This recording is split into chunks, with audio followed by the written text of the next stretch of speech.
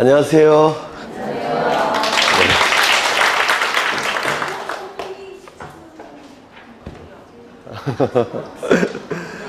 교재 42쪽을 한번 보시는데요.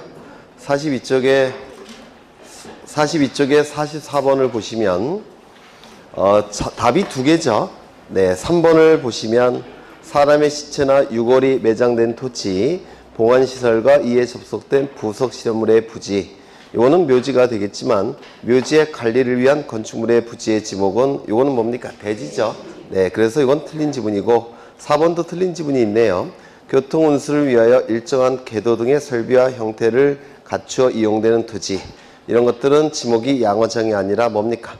철도용지가 되겠죠. 철도용지. 그래서 정답이 두 개네요. 3번, 4번. 네. 오늘은 46쪽부터 보겠습니다. 52번부터 보실 거예요. 이거 다 갖고 오셨죠? 네, 갖고 오셔야 되고요. 요약집도 갖고 오셔야 돼요. 52번 여기부터인 것 같은데 이걸 좀 보겠습니다. 왜요? 52번 아닌가요? 아, 안 갖고 왔다고요? 저 뒤에 가서 손 들고 서 계셔도 되고. 네. 52번 보겠습니다. 네. 여기 두 필지 토지가 있다는 겁니다. 두 필지 토지가 이렇게 있고요. 100번지 토지, 101번지 토지. 소유자는 가, 소유자는 을이 될 겁니다. 이때 이 두 필지 토지를 구분하는 구조물 담장이 이렇게 있을 겁니다. 이때 이 두 필지 토지를 도면위에 등록을 하겠다는 겁니다.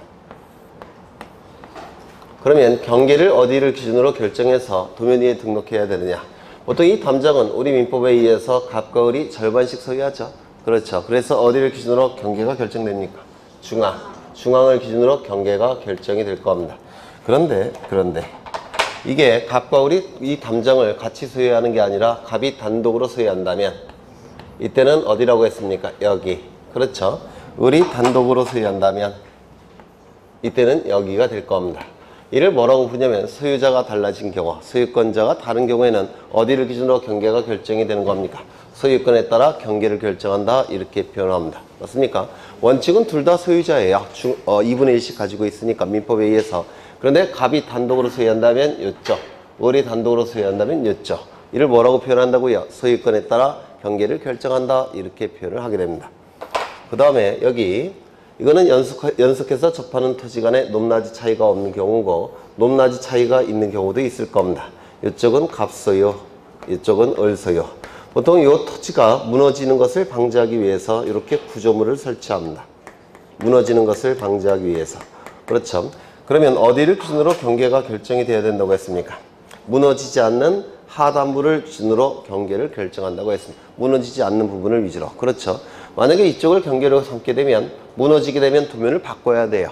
그걸 방지하기 위해서 무너지지 않는 이 하단부를 기준으로 경계가 결정이 된다고 했습니다. 그런데 이 구조물의 소유권이 을에게 있다라고 한다면 이때 여기를 기준으로 경계가 결정될 수는 없겠죠. 어디를 기준으로 경계가 결정됩니까? 상단부. 그렇죠. 만약에 이 부분이 을 소유고 이 부분이 갑 소유라고 한다면 어디를 기준으로 경계가 결정되겠습니까? 여기. 그렇겠죠. 그래서 여기를 기준으로 경계가 그려져야 될 겁니다. 이를 뭐라고 표현한다고요? 소유권에 따라 경계를 결정한다 이렇게 표현을 하더라는 겁니다. 그 다음에 이런 경우도 있겠죠. 절토된 토지가 있는 경우, 이때도 여기 구조물이 설치가 될 겁니다. 이때는 이 도로를 관리하는 기관은 여기까지 관리해야 된다고 했죠. 낙석이 떨어지는 걸 방지하기 위해서. 따라서 원칙은 어디를 기준으로 경계가 결정이 됩니까? 상단부. 그렇죠. 이쪽은 갑소유고 이쪽은 을소유라고 한다면 만약에 이게 갑소유라고 한다면 경계는 어디를 기준으로 결정될 수밖에 없습니까? 이때는 여기를 기준으로 경계가 결정될 겁니다. 만약에 이 부분이 갑소유고 이 부분이 을소유라고 한다면 어디를 기준으로 경계가 결정이 됩니까? 여기. 그렇겠죠. 이를 소유권에 따라 경계를 결정한다 이렇게 표현을 하더라는 겁니다. 이 소유권에 따라 경계를 결정하는 경우는 세 가지 경우예요. 요 세 가지. 첫 번째, 연속해서 접하는 토지 간에 높낮이 차이가 없는 경우. 연속해서 접하는 토지 간에 높낮이 차이가 있는 경우. 절도된 토지가 있는 경우. 이때만 예외적으로 소유권에 따라 경계가 결정된다 이렇게 얘기를 할 겁니다. 그렇겠죠. 그러면 1번 보시면 연접되는 토지 간에 높낮이 차이가 없는 경우 원칙은 어디라고요? 중앙. 그렇죠. 다만 예외적으로 소유권에 따라 경계가 결정되는 경우도 있더라는 겁니다. 2번, 니은. 연접되는 토지 간의 높낮이 차이가 있는 경우 원칙은 어디라고요? 상단부. 하단부죠, 하단부. 네, 무너지지 않는 하단부를 기준으로 경계가 결정이 된다고 했습니다. 다만 예외적으로 소유권에 따라 경계가 결정되는 경우도 있을 겁니다. 도로, 구호 등의 토지에 절토된 부분이 있는 경우 원칙은 어디라고요? 상단부. 다만 소유권에 따라 경계가 결정되는 경우도 있더라는 겁니다. 그래서 기역, 니은, 디귿만 소유권에 따라 경계가 결정되는 경우도 있습니다. 그 다음에 리을과 미음은 소유권에 따라 경계가 결정되는 경우가 없어요. 그렇죠. 리을은 토지가 해면 또는 수면에 접하는 경우 최대만조의, 최대만수의 맞겠죠. 공유수면 매립지 토지 중 제방득을 토지에 편입하여 등록하는 경우 바깥쪽 어깨 맞을 겁니다. 그래서 굉장히 쉬운 문제죠. 네, 정답은 5번이 될 테고요. 그 다음에 53번을 보시면 틀린 것은 이라고 되어 있는데 1번 토지 지상 경계는 뚝 담장 그 밖의 구역의 목표가 될 만한 구조물 및 경계점 표지 등으로 구분한다. 이거 맞습니까? 맞겠죠? 네. 2번 토지가 해면 또는 수면에 접하는 경우 평균 해수면 틀렸겠죠? 네. 최대 만조의, 최대 만수의. 그렇죠. 분할에 따른 지상 경계는 지상 건축물을 걸리게 결정해서는 아니 된다. 다만 법원의 확정 판결이 있는 경우에는 그러하지 아니하다. 이거 맞습니까? 네, 이거 다시 한번 외워보죠. 네, 굉장히 시험에 잘 나오니까 외워두셔야 돼요. 여기 100번지 토지가 이렇게 있다는 겁니다. 여기 100번지 토지가 있고 여기에 지상 건축물이 존재합니다. 그리고 갑이 살고 있어요. 그래서 토지를 분할해서 지상 경계를 결정할 때는 이렇게 경계를 결정할 수는 없습니다. 왜? 갑의 사익이 침해되기 때문에 그렇습니다. 그래서 분할해서 지상 경계를 결정할 때는 지상 건축물을 걸리지 않게끔 결정하라는 겁니다. 이런 식으로. 이게 원칙이에요. 지상 건축물을 걸리지 않게끔 결정하는 게 원칙입니다. 다음은 예외적으로 갑의 사익보다 더 중요한 공익이 있다고 한다면 지상 건축물을 걸리게끔 분할할 수도 있다는 겁니다. 갑의 사익보다 더 중요한 공익이 있는 경우. 공익이 있는 경우 네 가지가 표현되어 있습니다. 첫 번째는 뭐였죠? 법원의 확정 판결이 있는 경우.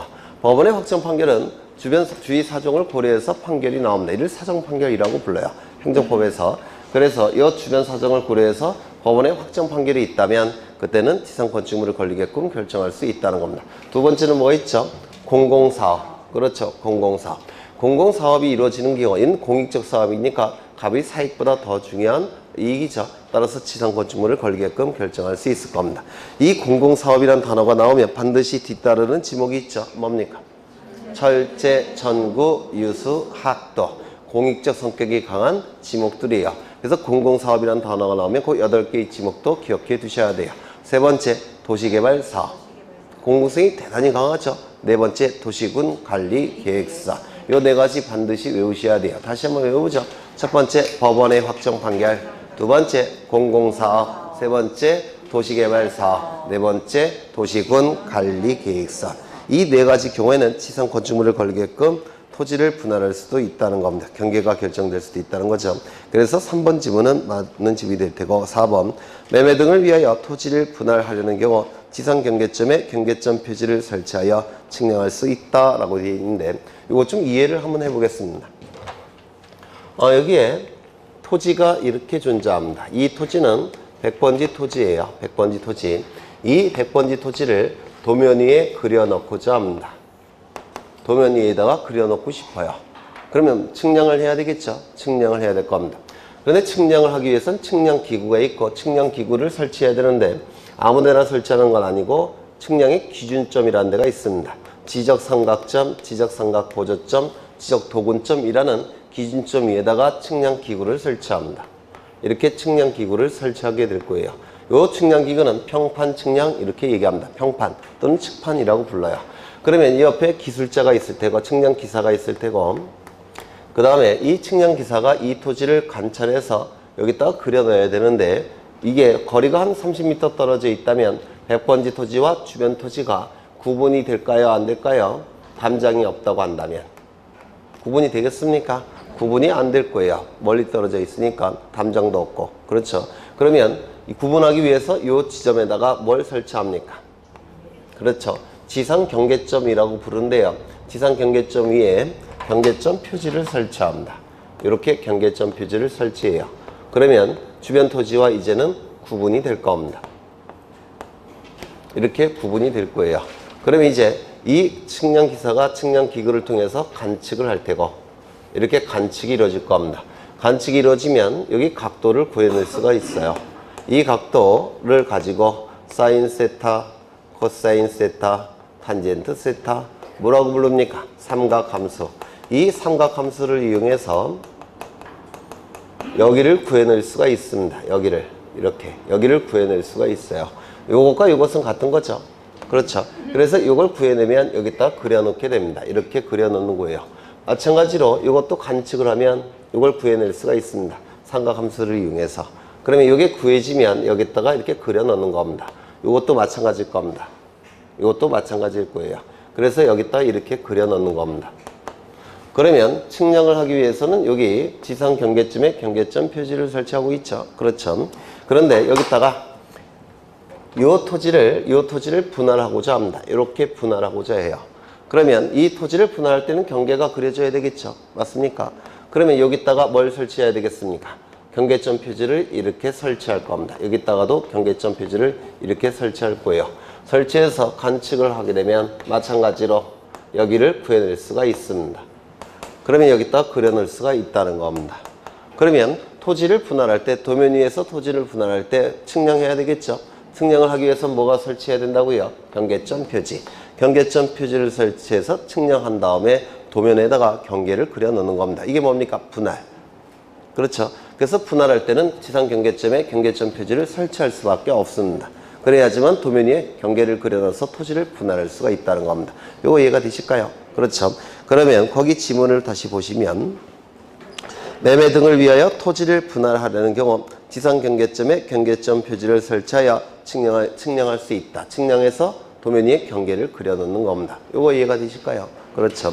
그래서 5번 공유수면 매립지 토지 중 채방 등을 토지에 편입하여 등록하는 경우 바깥쪽 어깨를 지상 경계의 결정 기준으로 한다. 맞겠죠? 정답은 3번. 굉장히 쉬운 문제죠. 54번을 보시입니다. 54번 지적에 관한 법령에 의한 경계점 표지를 지상에 설치한 후 토지를 분할할 수 있는 조건이 아닌 것은 전부 다 5가지가 분할하는 경우예요. 분할. 그런데 여기 1번을 보시니까 공공사업이라는 단어가 나오죠. 그러면 공공사업이라는 단어가 나오면 뒤따르는 지목이 뭡니까? 8개의 지목. 철, 제, 천, 구, 유, 수, 학, 노. 그러면 1번에 유원지가 있는데 유원지는 여기에 있습니까? 없어요. 이건 전부 다 공익적 성격이 강한 지목인데 요 유원지 같은 경우는 사기업이 운영하는 거죠. 네, 공익적 성격이 없다는 겁니다. 그래서 1번이 답이 돼요. 참 치사하긴 했죠. 네, 이런 문제가 많아요. 낼 게 없으니까. 그래서 제가 지목 외우라는 건 좀 외워두셔야 됩니다. 네, 나머지는 전부 다 분할하는 경우예요. 그 다음에 55번을 보십니다.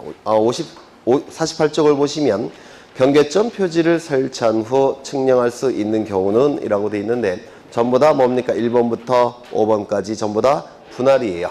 분할할 때는 정확하게 도면 위에 경계를 그려내야 되니까 지상 경계점에 경계점 표지를 설치한 후 측량 기구를 통해서 정확하게 측량을 한 다음에 도면 위에 그려내야 된다는 뜻입니다. 이게 그래서 1번부터 5번까지 전부 다 분할이라는 단어가 나올 수밖에 없어요.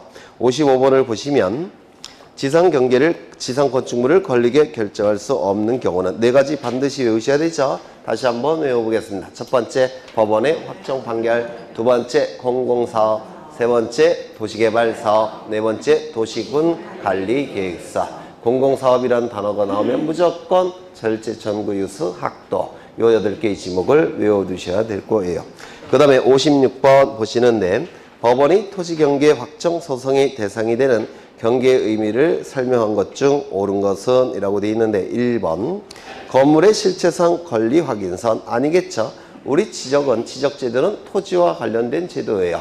건물과 관련된 제도가 아니라 토지와 관련된 제도니까 건물이라는 표현이 나와서 틀린 지문입니다. 2번 지적공부에 등록된 토지에 대하여 합병으로 인해 말소된 필지 경계선 합병에 의해서 가운데 경계가 지워졌다는 겁니다. 더 이상 경계인가요? 아닌가요?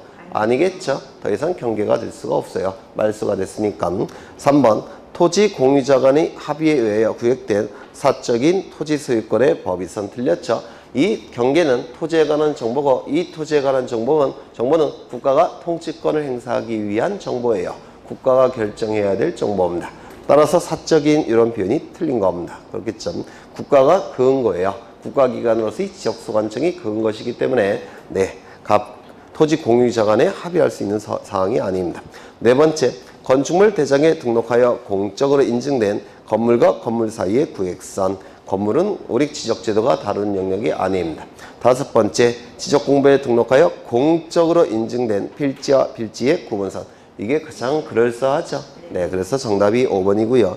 이게 아마 15회 때 출제됐던 나쁜 놈들이 출제했던 그 문제인 것 같아요. 57번을 보시면 틀린 것은 1번 토지의 지상 경계는 뚝 담장이나 구밖의 구획의 목표가 될 만한 구조물 및 경계점 표지 등으로 표시한다.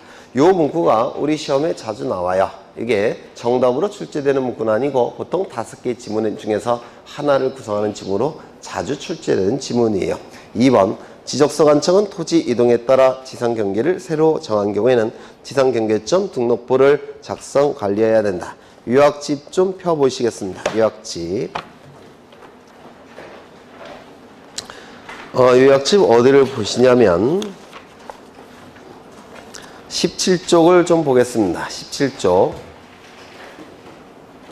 17쪽에 지상경계의 결정 나와 있는데요. 1번에 지상경계를 새로 결정하려는 경우, 거기 양가로 2번을 보시면 지상경계의 구획을 형성하는 구조물 등의 소유자가 다른 경우에는 위 1부터 3까지 규정에도 불구하고 소유권에 따라 지상경계를 결정한다 이렇게 돼 있죠. 1번부터 3번까지만 소유권에 따라 지상경계가 결정되는 경우도 있다는 겁니다.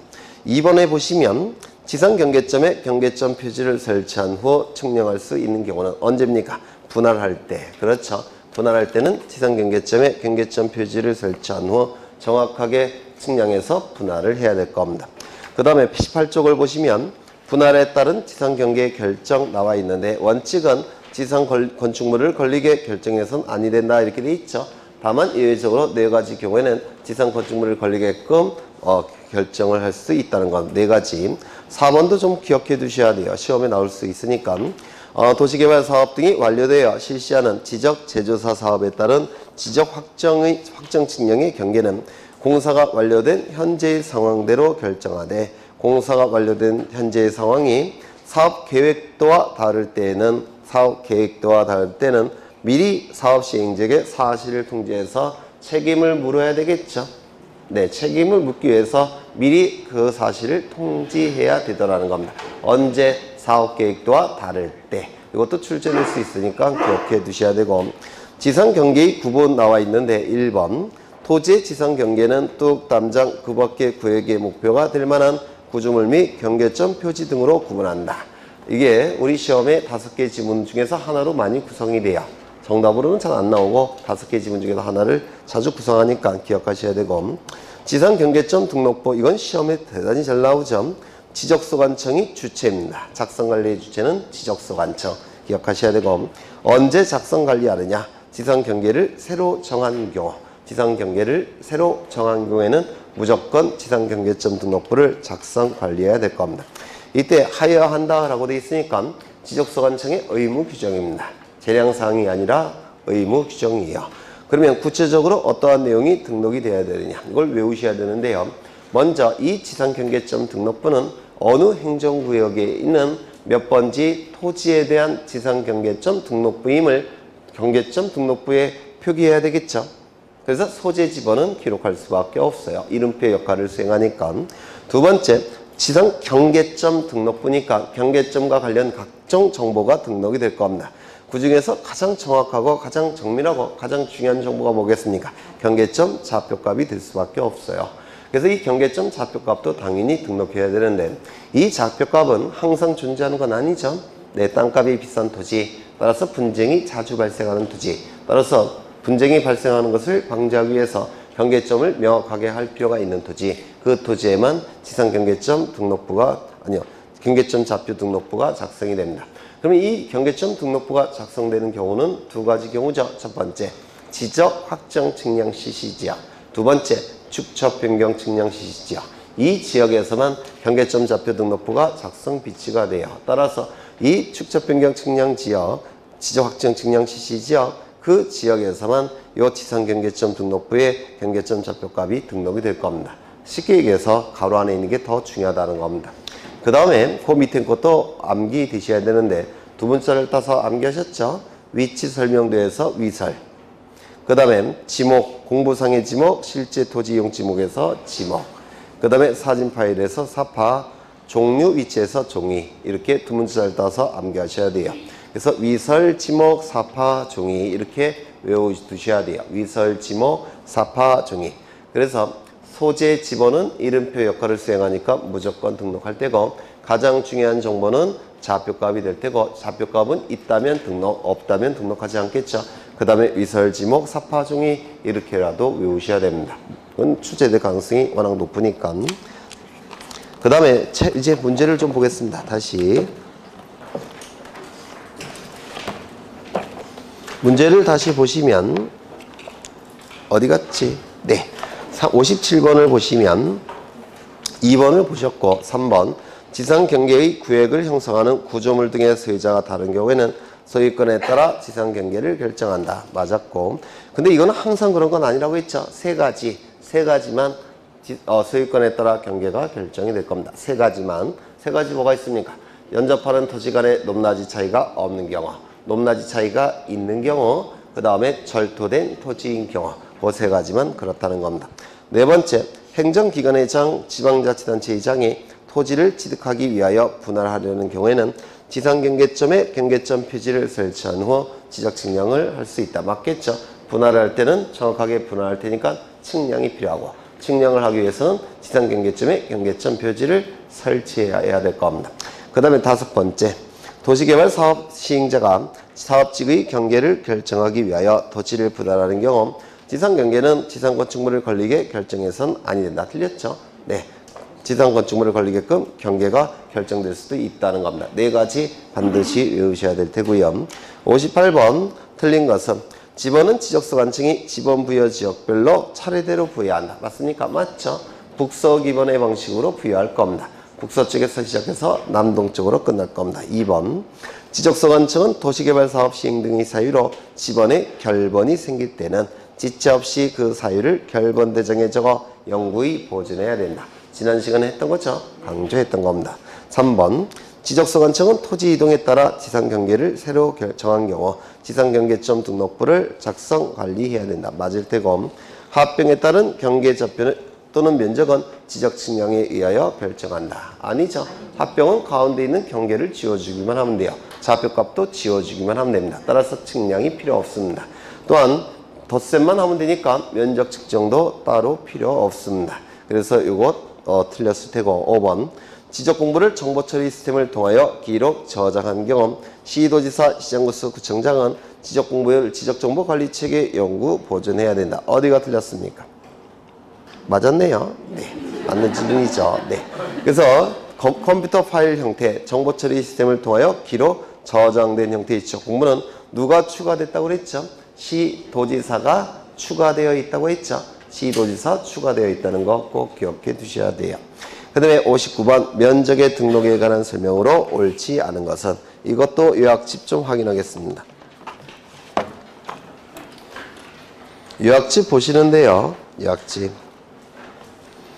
16쪽을 보십니다. 16쪽 면적이 나와 있는데 면적이라 하면 지적 측량에 의하여 지적공부에 등록된 필지의 수평 면적을 말한다. 이것 좀 보겠습니다. 면적은 측량이 필요해요. 면적을 측정하기 위해선 먼저 평판 측량이라는 게 있습니다. 평판을 이용해서 측량하는 방법인데요. 측판이라고도 해요. 평판 측량, 측판 측량. 이 평판 측량은 평판을 이용해서 측량하는 방법인데 평판은 이렇게 생겼습니다. 저기 그려놨죠? 네. 이렇게 생긴 측량 기구예요. 이 평판을 이용해서 도면이 그려집니다. 측량을 통해서 도면이 그려져요. 이렇게 도면이 그려집니다. 그러면 이 평판 측량을 통해서 이렇게 경계가 그려지게 되면 이 경계 안쪽이 뭡니까? 넓이, 면적이죠. 면적. 그래서 이 도면이 작성이 되면 전자면적 측정기라는 기구를 사용해서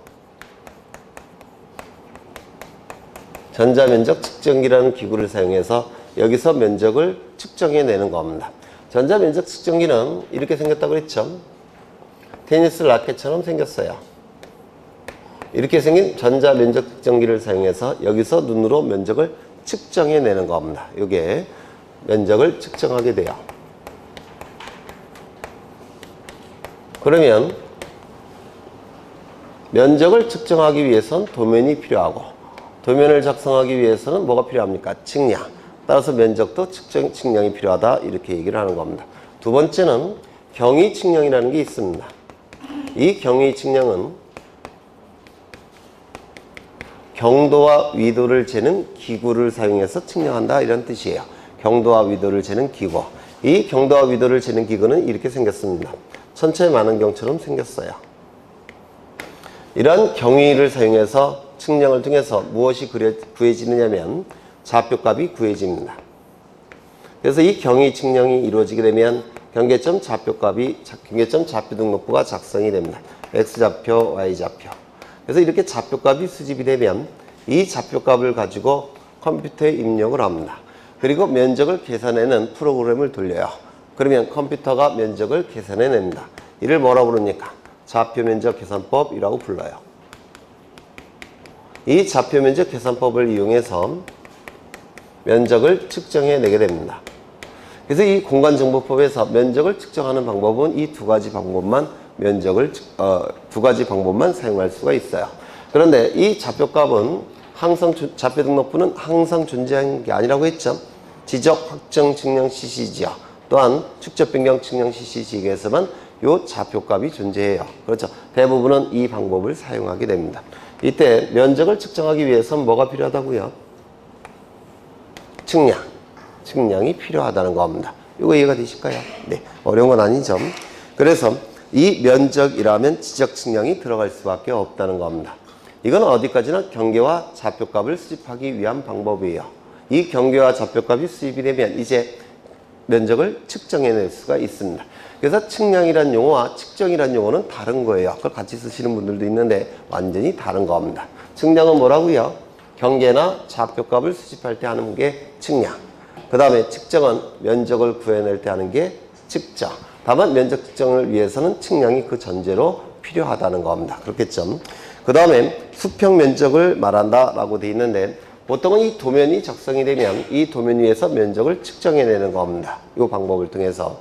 그런데 이 도면 위에 그려지는 이 토지는 토지가 있을 때 위에서 내려다 봤을 때 그 모양이 도면 위에 그려지는 겁니다. 토지를 위에서 내려다 봤을 때 그 모양이. 그러면 위에서 내려다 봤을 때 그 토지는 높은 부분과 낮은 부분이 구분이 됩니까? 안 됩니까? 안 돼요. 수평면으로만 보입니다. 맞습니까? 그 수평면 모양이 여기 도면 위에 그려지는 거예요. 그렇다면 이 넓이는 무슨 면적이 될 수밖에 없습니까? 수평 면적이 될 수밖에 없다는 겁니다. 그렇죠? 그래서 우리 공간정보법에서 얘기하는 면적은 도면상의 면적, 수평 면적을 얘기하는 겁니다. 즉 지표상의 면적, 경사 면적을 의미하는 게 아니라 도면상의 면적, 수평 면적을 얘기하는 겁니다. 지표상의 면적, 경사 면적을 다루는 법은 우리 공간정보법이 아니에요. 그럼 민법에서 다루는 것이고 우리 공간정보법은 도면상의 면적, 수평 면적을 의미하게 될 겁니다. 그 다음에 면적의 단위는 제곱미터가 될 테고 면적 측정의 대상을 보셔야 되는데 이게 자주 출제가 되죠. 여기 도면 위에 경계가 그려진다면 이 경계가 그려진 다음에 이 안의 넓이를 구해야 되겠죠. 이 안의 넓이를 구해서 토지대장이나 임야대장에 등록이 될 겁니다. 그래서 이 면적이 등록되는 지적공무는 두 개의 장부에만 면적이 등록이 돼요. 토지대장, 임야대장에만 면적이 등록이 됩니다. 또한 좌표 등록부가 있다고 한다면 이 좌표값을 가지고 면적을 구해서 대장에 등록한다고 했죠. 그렇죠. 그러면 좌표값이 달라진다면 어떻게 되겠습니까? 면적을 다시 구해서 등록해야 될 겁니다. 여기도 마찬가지로 경계가 달라진다면 어떻게 되겠습니까? 이렇게 달라졌다는 겁니다. 그럼 경계가 달라졌다면 면적을 다시 구해야 되겠죠. 왜요? 면적이 달라지니까. 경계가 달라지면 면적이 달라질 수밖에 없죠. 마찬가지로 좌표값이 달라지면 면적도 달라질 겁니다. 면적을 다시 측정해야 될 겁니다. 그래서 거기에 면적 측정을 하는 경우, 면적 측정을 하지 않는 경우 이게 시험에 대단히 잘 나오는데요. 외우기가 양이 너무 많죠. 그래서 한 줄 한 줄씩 제도를 이해하시면 외우지 않아도 충분히 답을 골라낼 수가 있다는 겁니다. 그러면 거기 1번부터 보시면 지적 공부의 복구. 지적 공부가 없어졌을 때 지적 공부를 다시 만드는 게 뭡니까? 복구한다 이렇게 얘기하죠. 도면도 없어졌고 대장도 없어졌다는 겁니다. 그러면 도면을 다시 작성할 테고 대장도 다시 작성해야 되겠죠. 그러면 도면을 다시 작성했다면 이제 어떻게 해야 됩니까? 경계 안의 넓이를 어떻게 해야 됩니까?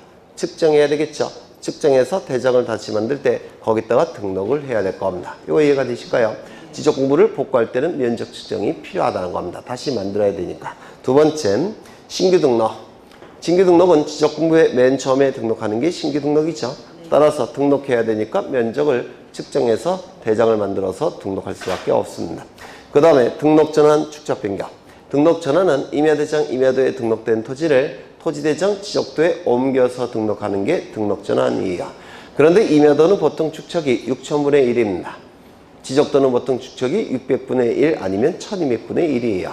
그러면 등록 전환은 소축척의 임야도에서 대축척의 지적도로 바뀝니다. 그러면 소축척과 대축척을 비교해보면 면적 경계 좌표값이 어느 쪽이 정밀합니까? 대축척이 정밀할 수밖에 없어요. 그럼 소축척에서 대축척으로 바뀌니까 면적 경계 좌표값을 보다 정밀한 면적 경계 좌표값을 구해내야 되겠죠. 맞습니까? 따라서 측량도 필요하고 측정도 필요하다는 겁니다. 왜? 더 정밀한 경계 좌표와 경계 좌표를 구하기 위해서 측량이 필요할 테고 더 정밀한 면적을 구하기 위해서 측정도 필요하다는 겁니다. 축적 변경 마찬가지겠죠. 소축척의 지적도에서 대축척의 지적도로 바뀝니다. 그러면 소축척에서 대축척으로 바뀌니까 면적 경계 좌표가 훨씬 정밀하게 구해줘야 돼요. 따라서 측량도 필요하고 측정도 필요하다는 겁니다. 그 다음에 분할. 분할은 한 필지 토지를 두 필지 이상으로 나눠서 지적 공부에 등록하는 걸 분할이라고 얘기할 텐데요. 그러면 분할하기 위해서는 여기 경계가 그려져야 되니까 측량이 필요할 테고 경계가 그려졌다면 여기 면적을 구해내야 되겠죠. 따라서 측정도 필요할 겁니다. 분할은 당연히 측정과 측량이 필요할 겁니다. 그 다음에 2번에 지적 공부의 등록사항 중 면적 또는 경계를 정정하는 경우 경계와 면적에 오류가 발생해서 고치고자 합니다. 그러면 경계를 고치고자 하면 경계 새로 구해야 되겠죠. 따라서 측량이 필요할 테고 경계가 고쳐졌다면 면적도 달라지겠죠. 따라서 면적 측정도 필요하게 될 겁니다. 이거 이해가 되실까요? 그렇죠. 그 다음에 면적을 정정하는 경우 면적을 정정하기 위해서는 제대로 면적을 다시 측정해야 되겠죠. 따라서 면적 측정이 필요하다는 겁니다. 이건 상식이에요, 사실은. 그 다음에 세 번째, 도시개발 사업. 도시개발 사업이 이루어지면 토지가 바둑판 모양으로 바뀌죠. 경계가 싸그리 달라지니까 어떻게 해야 됩니까? 다시 측정해야 되더라는 겁니다. 물론 경계가 달라지니까 측량도 필요할 겁니다. 그 다음에 네 번째는 오른쪽을 먼저 보시죠. 3번에 경계복원 측량과 지적 현황 측량을 하는 경우에는 필지마다 면적을 측정하지 아니한다. 이것 좀 보겠습니다. 여기 한 필지 토지가 있고 이 토지에 관한 정보가 수집이 될 겁니다. 수집되는 방법은 두 가지가 있을 텐데요. 조사와 측량을 통해서 수집이 될 겁니다. 이때 이 정보는 주된 정보는 토지 표시에 관한 정보가 주된 정보가 되겠죠. 그리고 부수적으로 소유자에 관한 정보도 수집이 될 겁니다. 토지의 표시는 소재, 지번, 지목 이 세 가지는 조사를 통해서 수집할 때고 면적, 경계, 좌표값은 아주 정밀하게 수집이 돼야 되니까 이 세 가지는 측량을 통해서 수집이 될 겁니다. 이때 이 면적 경계 좌표는 토지에 관한 정보죠. 지적.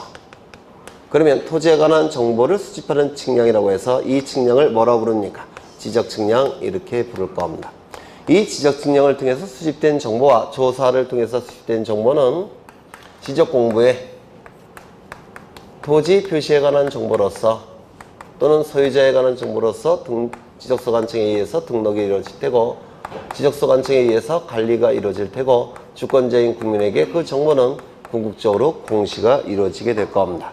그래서 여기에는 이제 면적, 경계, 좌표값이 등록되고 공시가 이루어지게 될 겁니다. 그렇겠죠. 그 다음에 이 지적공부에 등록된 면적경계 좌표값을 여기 등록된 면적경계 좌표값을 이 지표면 위에 복원할 때도 정확하게 복원해야 되죠.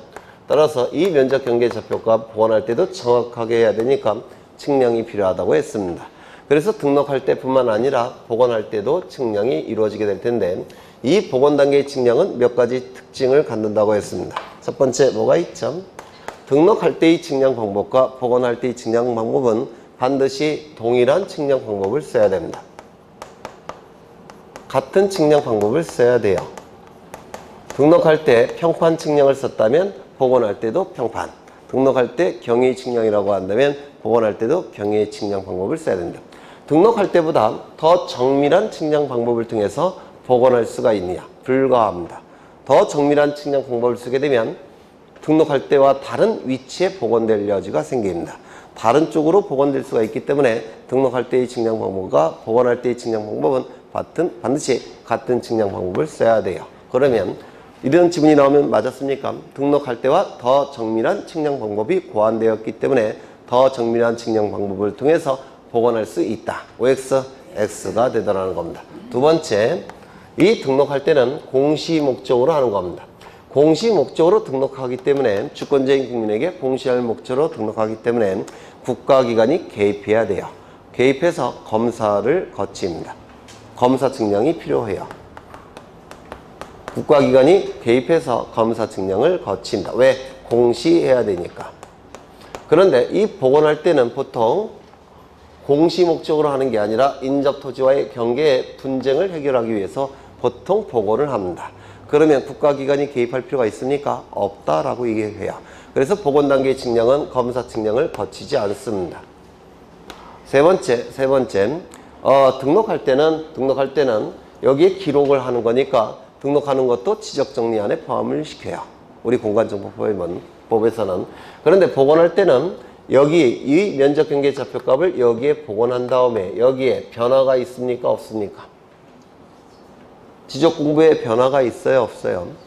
지적공부에 등록된 면적경계 좌표값을 지표면 위에 복원한 다음에 이 지적공부 내용에 변화가 있습니까? 없습니까? 없어요. 따라서 복원한 다음에 구태여 지적공부를 정리할 필요가 있을까요? 없을까요? 없습니다. 복원 단계의 측량이 이루어진 후에는 지적공부를 정리할 이유가 없습니다. 왜? 지적공부에 변화가 나타나지 않기 때문에 그렇습니다. 네 번째, 경계면적 좌표를 복원한 다음에 면적에 변화가 있습니까? 없습니까? 없어요. 지적공부에 등록된 면적에 변화가 없죠. 따라서 복원한 다음에 면적 측정을 할 필요가 있습니까? 없습니까? 없어요. 따라서 면적 측정도 하지 않습니다. 이게 복원 단계의 측량의 4개의 특징이에요. 시험에 종종 나오니까 기억해 두셔야 되고요.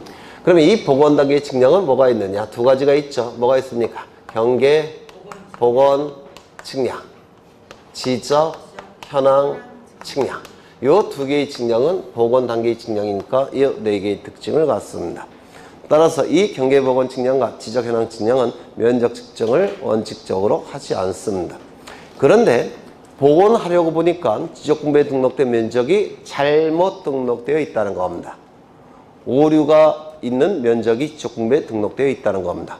그러면 고친 다음에 복원해야 되지 않겠습니까? 잘못 등록됐다면 아닌가요? 지적공부에 등록된 면적이 오류가 있다는 겁니다. 그러면 복원을 할 때 고친 다음에 복원해야 되지 않겠습니까? 그때만 면적 측정을 수반하는 겁니다. 그러면 거기 맨 밑에 보시면 경계복원 측량, 지적 현황 측량에 의하여 면적 측정이 수반되는 경우가 예외적으로 있을 수가 있습니다.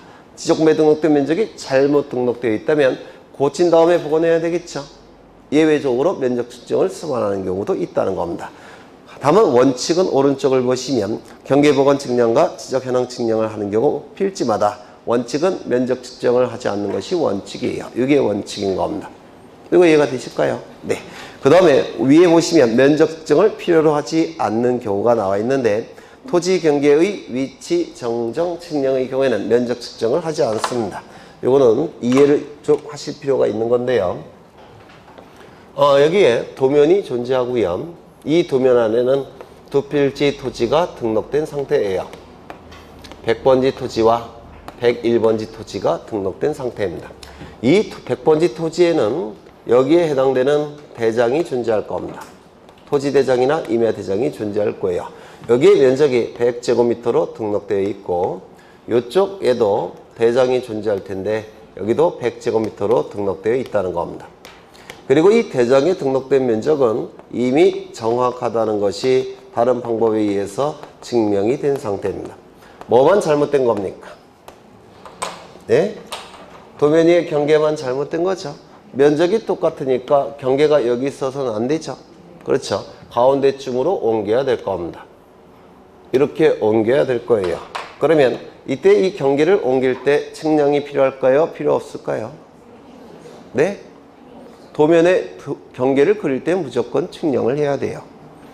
여기 경계 그려놔야 되잖아요. 경계를 그리기 위해선 무조건 측량이 필요합니다. 형판 측량. 그렇죠. 측량이 필요합니다. 이때 하는 측량을 경계의 위치만을 정정하는 측량이라고 해서 경계의 위치 정정 측량이라고 불러요. 경계의 위치만을 정정하는 측량.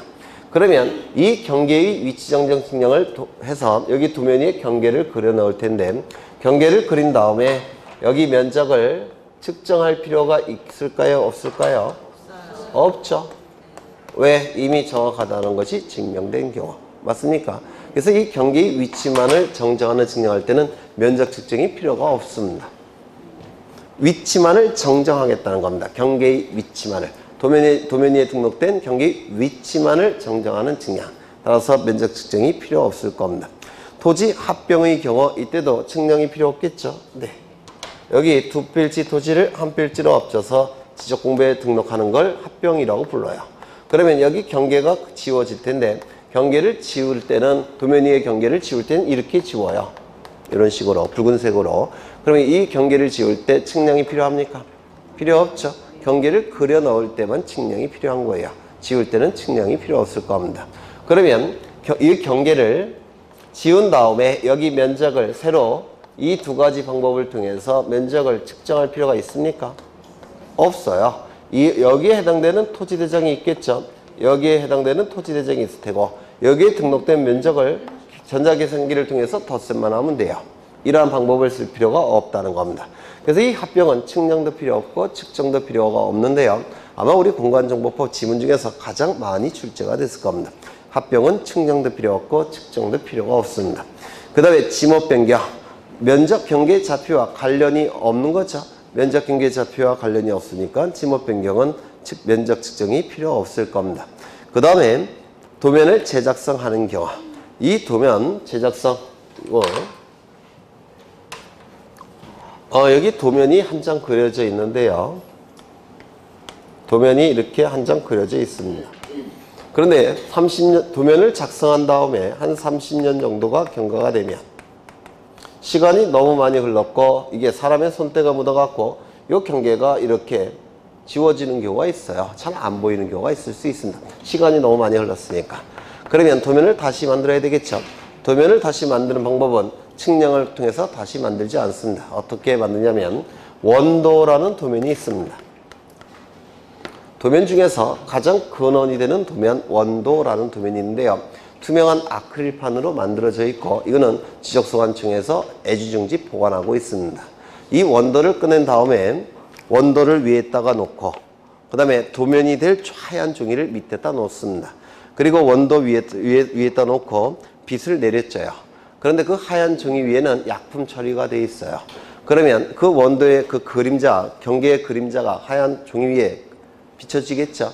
약품 처리가 되어 있기 때문에 그 경계가 그려집니다.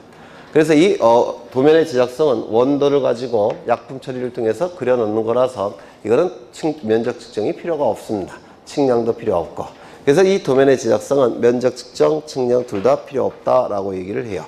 그래서 이거는 외워두시면 더 좋겠지만 외우기에는 너무 많죠. 9개나 되니까 외우지 마시고 하나하나를 이해하시면 충분히 답을 골라낼 수가 있습니다.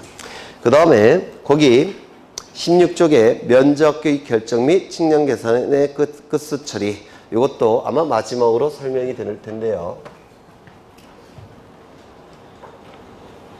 여기까지 일단 문제를 보고 이건 쉬었다가 하겠습니다. 문제를 먼저 보시면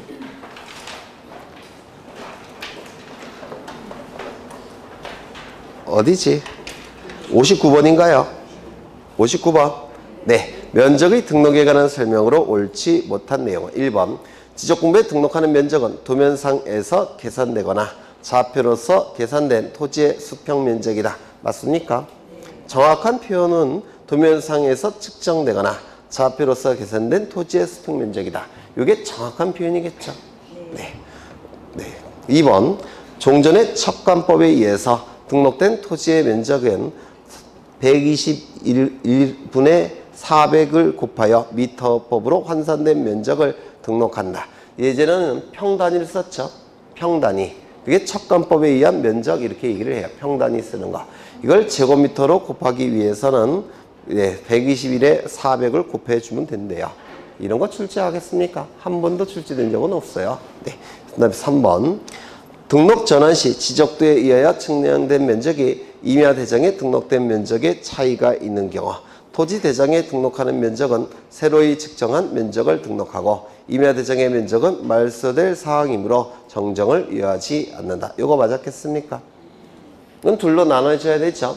임야 대장에 등록된 면적과 등록 전환 측량을 통해서 구해진 등록 전환될 면적의 차가 오차 허용 범위 이내일 때는 등록 전환될 면적을 등록 전환 면적으로 결정해서 토지 대장 위에 등록하고 오차 허용 범위를 초과할 때는 등록 전환될 면적을 등록 전환 면적으로 결정해서 토지 대장에 등록한 다음에 임야 대장에 등록된 경계나 면적은 지적소 관청이 직권으로 정정한다고 여러 번 강조했는데 혹시 기억나십니까? 네. 그래서 이거는 요하지 않는다. 틀렸습니다.